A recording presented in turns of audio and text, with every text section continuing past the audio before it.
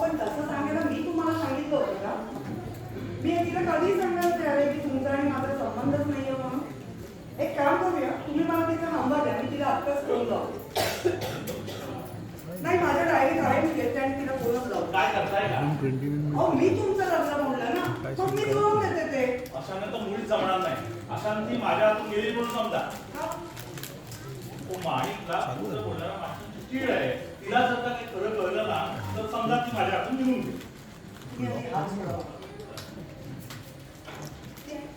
मग तुम्ही आणि तुमची पीएलसी काय ते बघून घ्या. माझा हिशोब नंतर पोस्टाने पाठवून द्या तुम्ही. येते मी. पण तुम्ही खरंच नोकरी सोडून जाणार असाल तर माझं एक छोटंसं काम करा. काय? मला तुम्हाला एक छोटीशी गोष्ट सांगायची. कोणती गोष्ट? बघा, तुम्ही रागवणार तर नाही ना? असं काय सांगाल तुम्ही मला?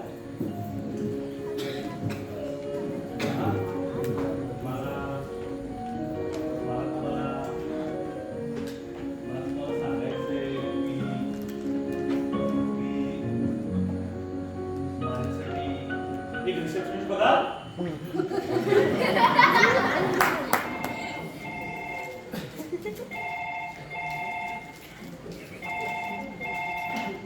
हॅलो, कोण बबन? सारखे कोणच नसले करत असतो. तुला काय कॉलेज वगैरे नाही काय? काय सारखी माणूस चौकशी करतोय? ते बघ, ती इथे आलेली नाहीये आणि तुला भेटली ना ते इथे पाठवून दे. तू येऊ नको रे. चालत धावत रिक्षा कशाने येऊ नकोस. बघ, तुझा रुपया पडला ठेव.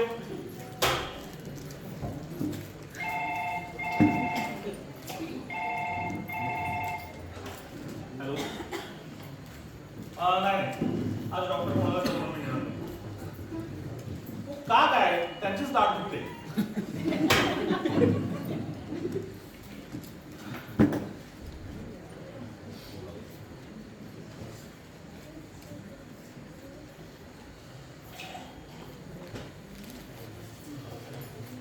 हॅलो, दातेंचं बरं का? हो, डोनेशन वगैरे नकोय मला. काय हे विशेष दातेंचं कर ना. मी त्यांचा डेंटिस्ट बोलतोय. हो, त्यांच्या दाताला काय नाही होत आलंय. मी डॉक्टर राहुल देशपांडे बोलतोय. त्यांचा डेंटिस्ट त्या माझ्याकडे असतात. हो, घाबरताय काय? त्या रिसेप्शनिस्ट आहेत माझ्याकडे. मी कशावर त्याचा किडनॅप करीन? हॅलो, हे बॉस, हा गुंता वाढत चाललंय. मी तात्यांचा बाप ना जरुरीपेक्षा जास्तच बोलतोय. हॅलो, ओ एक मिनिट अंकल, मी काय सांगतो ऐका. ओ, तुमची मुलगी आहे ना ती माझ्या किती नंबरची ते मला काय माहिती. माझ्याकडे जी काम करते ना, मी राहुल देशपांडे.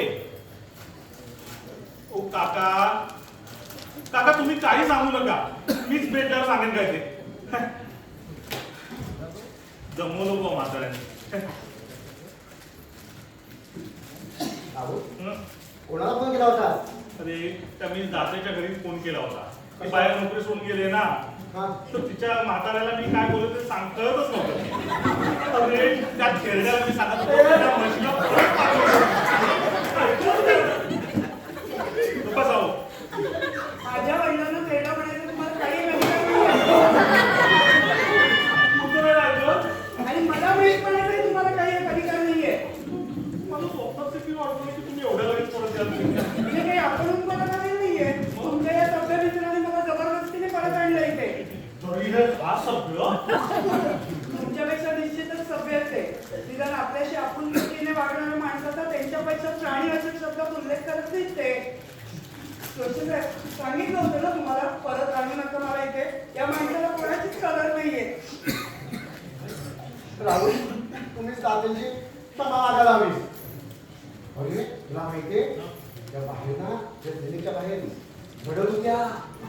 माझ्या क्लिनिकच्या बाहेर त्या रडत होत्या.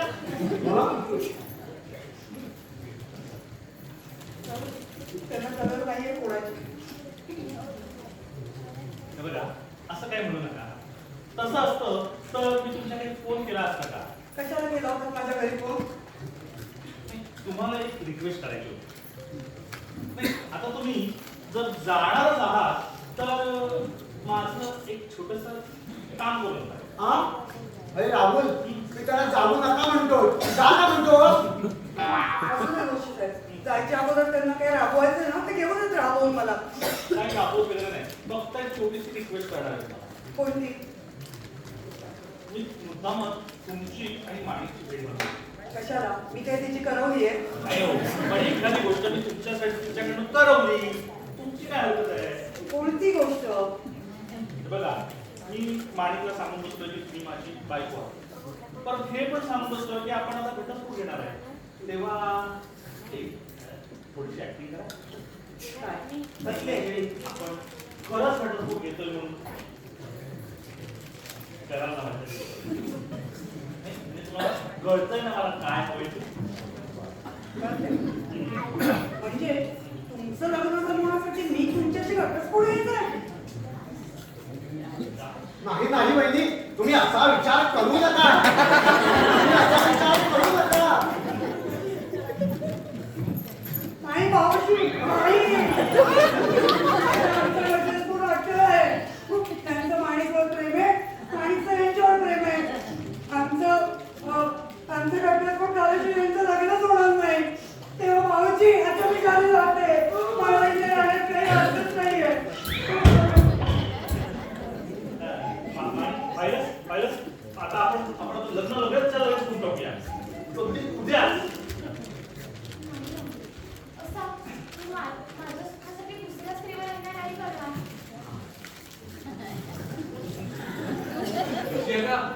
एवढ्या लवकर लग्नाची तारीख कशी पक्की करता येईल ना? अरे काय भजी आहे हे मी घटस्फोट कायद्याचा अभ्यास करून आलेला आहे. कधी? काल रात्री माझा काल रात्री मी तेच करतो. शिवाय मी एका वकिलाचा सल्लाही घेतलाय. तू कधी? काल रात्री तो पण रात्री घटस्फोटाचा अर्ज दाखल केल्यानंतर पहिले 6 महिने तुम्हाला समुपदेशनाचा सल्ला मसलत करावी लागेल. समुपदेशन त्याला इंग्रजीत काउन्सिलर असे म्हणतात. तरी तुझा जर या तारखेने आपल्या विषयाचा सुद्धा एवढा कधी अभ्यास केला नसेल. मुख्य मुद्दा हा आहे की तुम्ही माणिकला असं गाजर दाखवून झुलवू शकत नाही.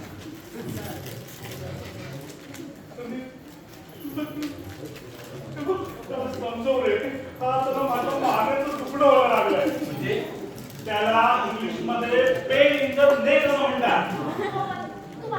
हा.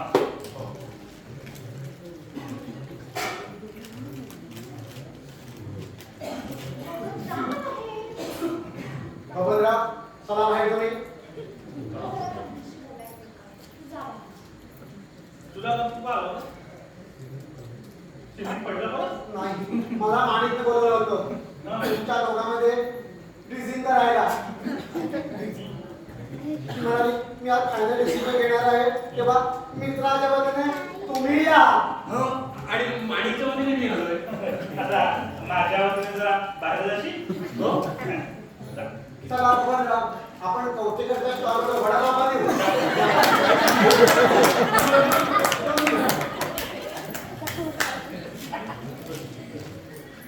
काय फायनल डिसिजन घ्यायचं तुला? पण आता काय बोलायचंय? तुझ्या समोर काय विषय झालाय ना?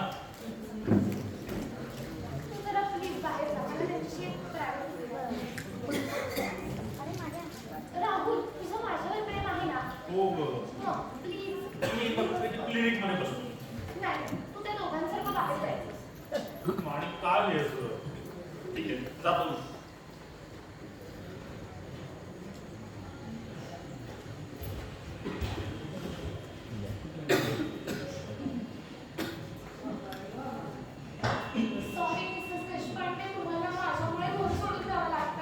नाहीतर काय बस नाही मी राजभूषणच जाते ग राजभूषणच जाते.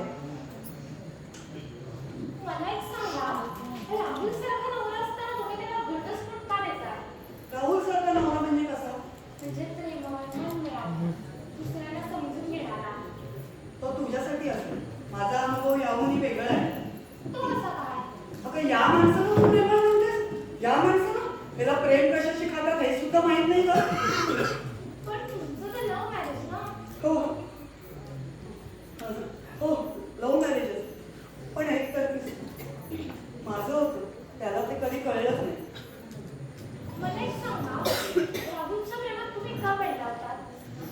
प्रश्न मी तुला विचारला तर मी त्याच्या निर्मळ मनावर प्रेम केलं. मी त्याच्या रसिकतेवर प्रेम केलं. त्याला असणारी अनेक कलांची आवड. त्याच्या बेडरूम मध्ये किती छान छान पुस्तकं आहेत, तू पाहिलेस कधी? अगं त्यातली यादी किती वाचली असतील ना मला माहीत नाही. पण पुस्तकांच्या सिलेक्शनवरून माणसाचं मन ओळखायचं झालं ना तर राहुल देशपांडे हा अतिशय सुसंस्कृत मनुष्य आहे. त्याला अनेक कलांची आवड आहे. त्याचं बोलणं आकर्षक आहे. त्याची विनोद बुद्धी तर कायम फ्रेश असते. अगं डाळदुखीचा पेशंट सुद्धा ना खलखटा असताना फक्त आमच्या क्लिनिकमधूनच बाहेर पडतो ग. गेली 5 वर्ष ओळखते ना मी त्याला. एवढं सगळं आहे मग तुम्हाला दोघांमध्ये असं विकृष्ट निर्माण का झालं? मी त्यांच्या आयुष्यामध्ये म्हणून तेवढंच काही कारण नाही, अजून बरंच कारण आहे.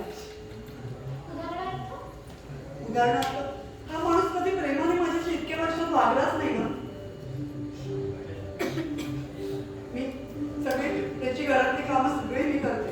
कधी मी नवीन एखादा ड्रेस घातला ना तर ॲप्रिसिएशन तर सोडच, पण कधी साधं कौतुकाने कटाक्षही टाकला नाही का त्यांनी माझ्याकडे. स्वतःच्या पेशंटशी मात्र हा गुलगुलू बोलत बसतो.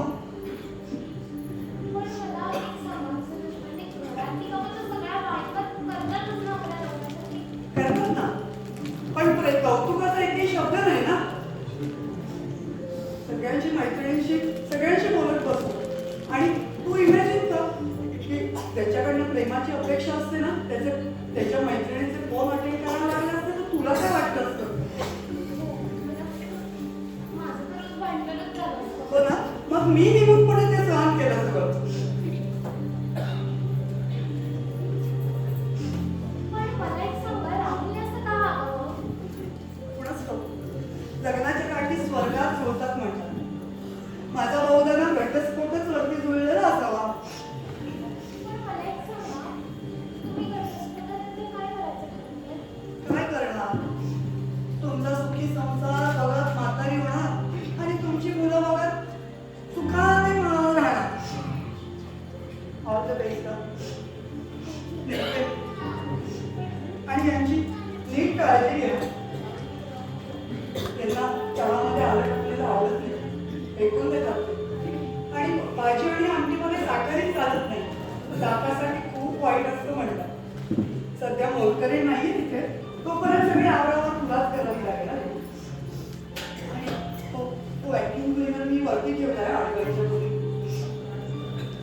आणि त्यांना ना कपड्याचं काहीच सेन्स नाहीये. कुठल्याही शर्टवर कुठलीही पॅन्ट घालतात.